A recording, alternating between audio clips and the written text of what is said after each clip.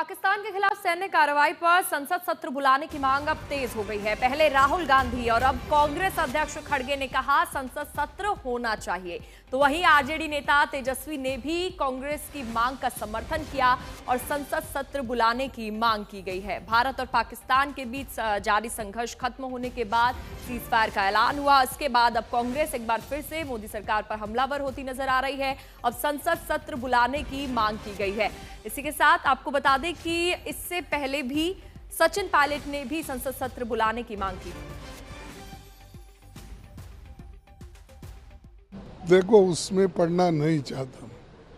मेरे को युद्ध स्थगित हुआ, ये अच्छी बात है और लोगों के लिए बहुत शांति और समाधान लाया है। इसके लिए हम खुश हैं। कौन ट्रंप किया, वो क्रेडिट लेने के होड़ में है। हम वो क्रेडिट की बात नहीं करते।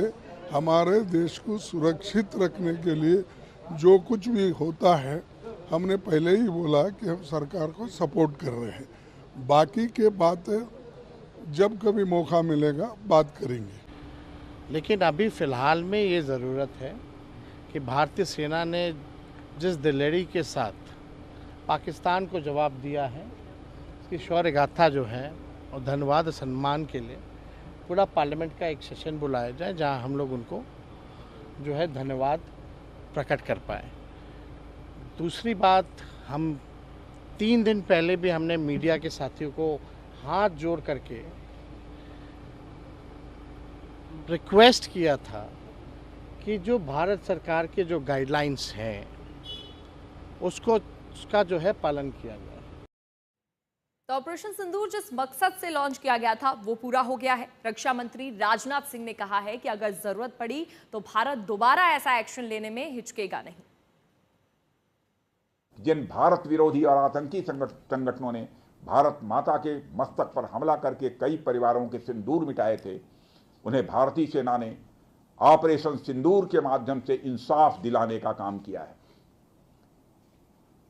और इसके लिए आज सारा देश भारतीय सेनाओं का अभिनंदन कर रहा है। ऑपरेशन सिंदूर सिर्फ एक सैन्य कार्रवाई भर नहीं है, बल्कि भारत की राजनैतिक, सामाजिक और सामरिक इच्छा शक्ति का प्रतीक है। यह ऑपरेशन आतंकवाद के खिलाफ भारत की दृढ़ इच्छा शक्ति का और सैन्य शक्ति की क्षमता और संकल्प शक्ति का भी प्रदर्शन है। हमने दिखाया है, भारत आतंकवाद के खिलाफ जब भी कोई कार्रवाई करेगा तो आतंकवादियों और उनके आकाओं के लिए सरहद पार की जमीन भी सुरक्षित नहीं रहेगी। और इसी के साथ सीएम योगी आदित्यनाथ ने कहा है कि आतंकवाद को उसी की भाषा में जवाब देना जरूरी है। यह समस्या तब तक खत्म नहीं होगी जब तक कि आतंकवाद को पूरी तरह से कुचला नहीं जाता। आतंकवाद के प्रति प्रधानमंत्री जी ने घोषणा की है कि कोई भी आतंकी घटना अब युद्ध जैसा होगा। और याद करना,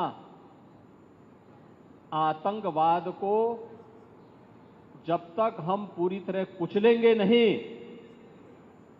तब तक समस्या का समाधान होगा भी नहीं।